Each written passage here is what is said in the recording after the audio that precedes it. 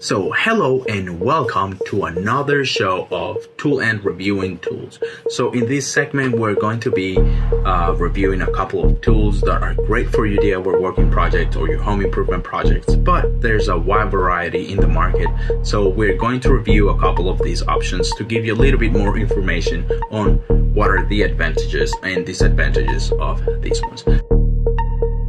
The first one we're going to check is the DeWalt Oscillating Tool Blade. It's a kit of 5 pieces and the code is the DWA4216. Now this set of 5 will come with 1 piece of HCS blade, one semicircular blade, 2 bimetal blades, and 1 rigid stainless steel scraper. So you will be able to remove floors and cook wood and do a couple of other projects with these blades, right? Also, they come with a really nice case, so you will be able to have these blades organized and you can protect them when you're moving them around. They also come with a universal chuck design, which will make them easier for you to use them with other tools. So these are very nice. The disadvantages of these ones is that the case does not really fit well with all these tools, right? The rectangular ones are very easy to place, but the semicircular one is not that easily to fit over there, so that is kind of a bummer. So it depends.